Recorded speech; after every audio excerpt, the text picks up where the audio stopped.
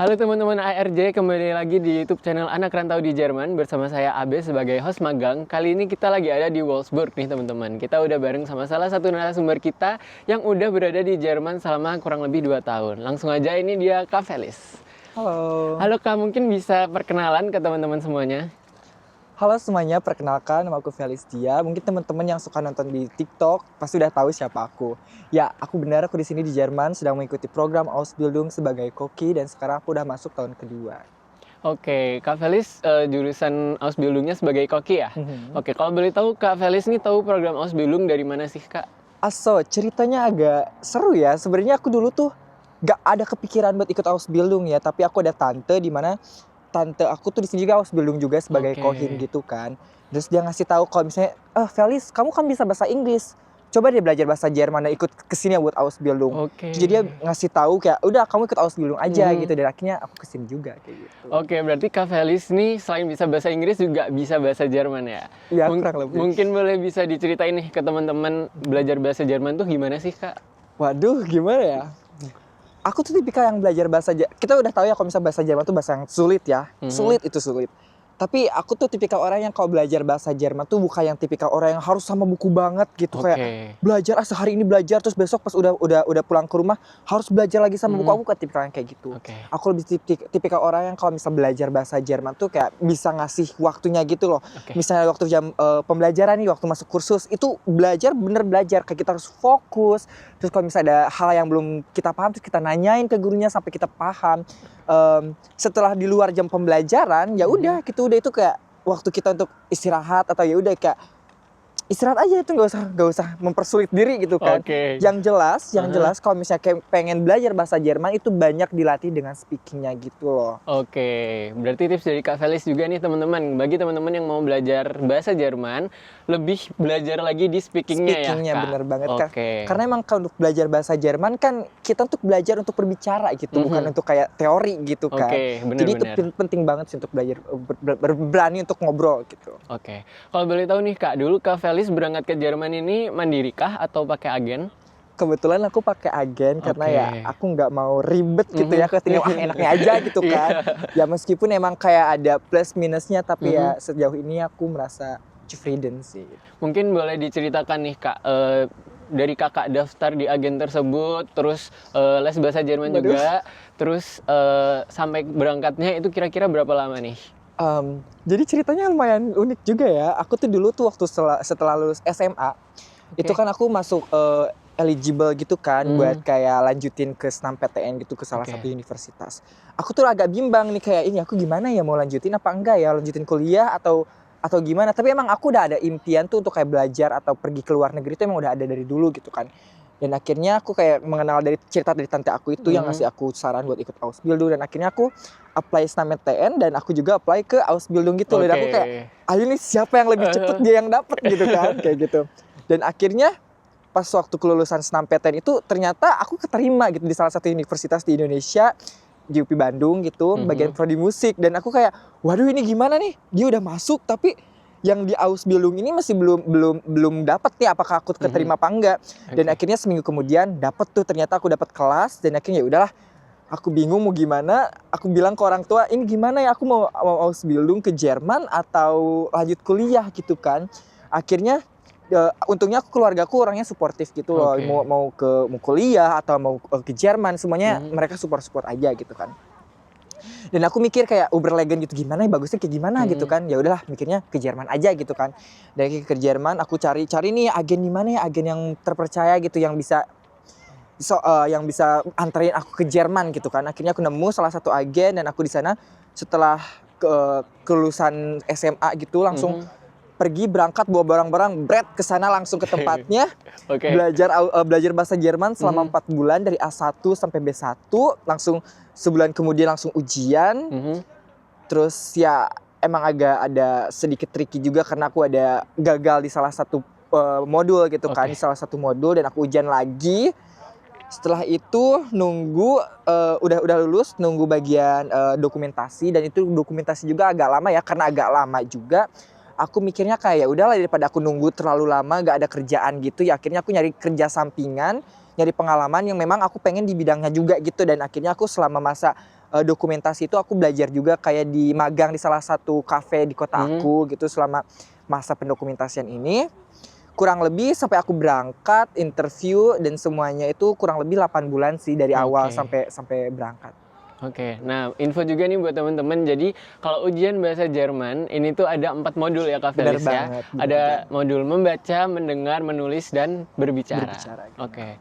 Kalau boleh tahu nih Kak, dulu biaya agennya nih kira-kira kisaran berapa ya Kak? Dulu waktu zaman aku tuh masih dibilang masih murah ya, masih 30 jutaan sekitar. Oke. Gitu, sekitar 30.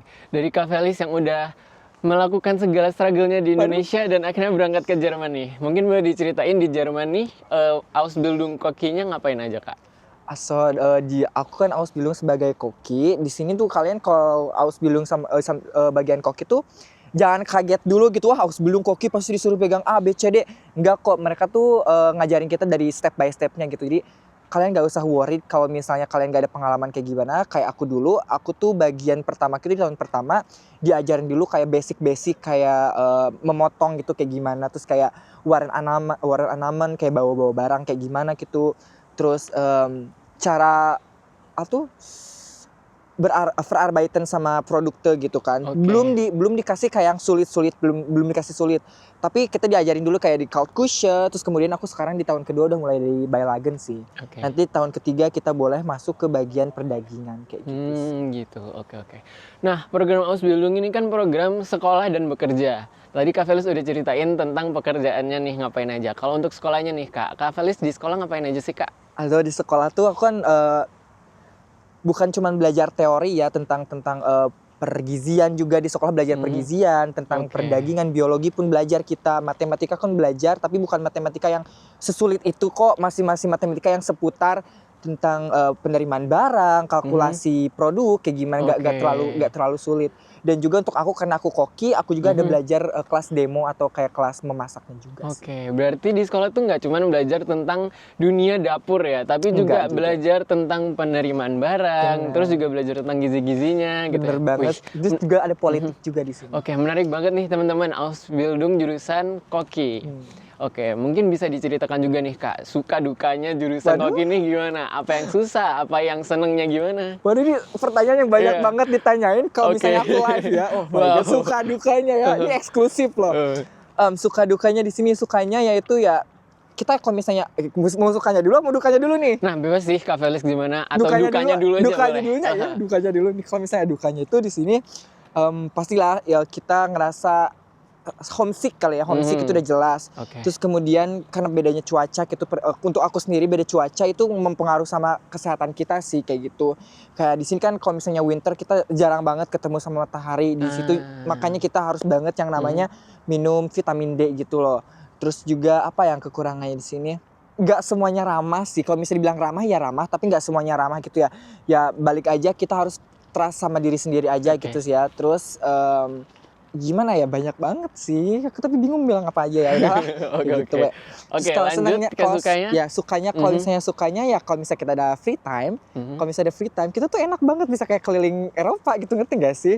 Kayak mau ke Paris 6 jam gitu kan, mau ke Belanda 6 jam, enak kan kayak gitu. Nah, Kak sudah jalan-jalan kemana aja nih Kak di Eropa?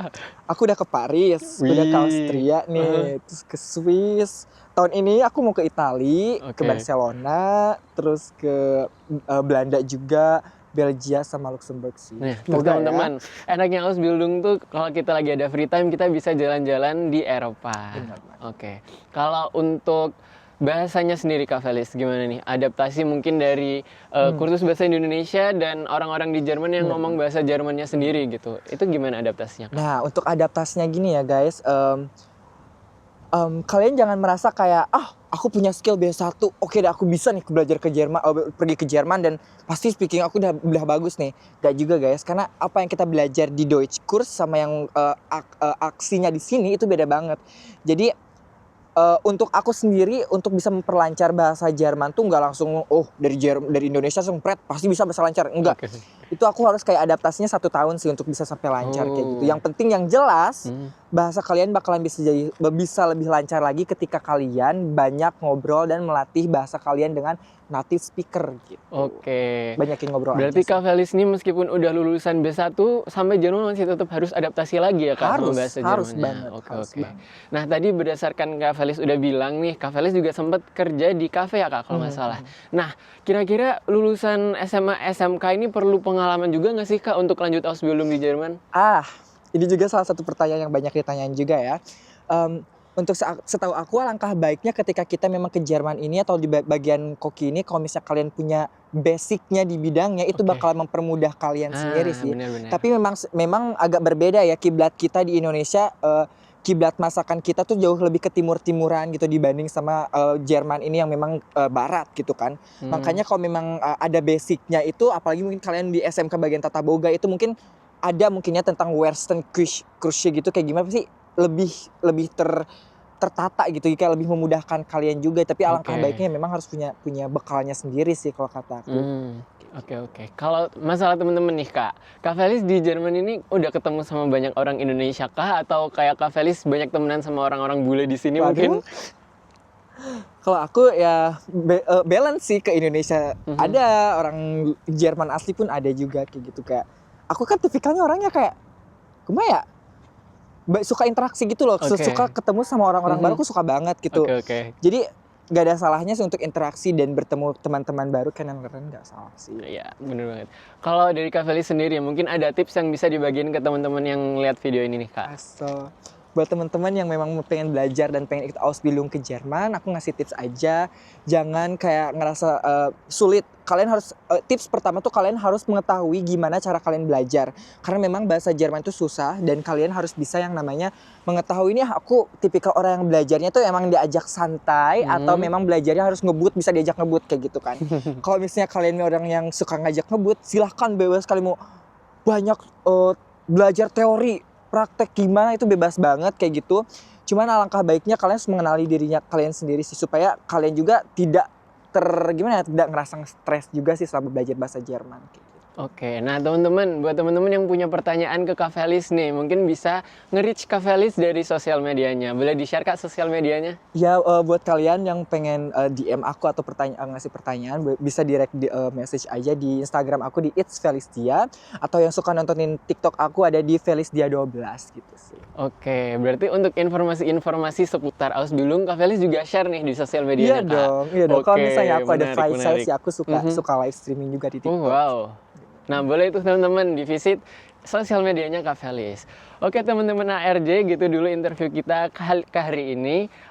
Jangan lupa untuk like, share, komen, dan subscribe YouTube channel Anak Rantau di Jerman. See you semuanya. Ciao.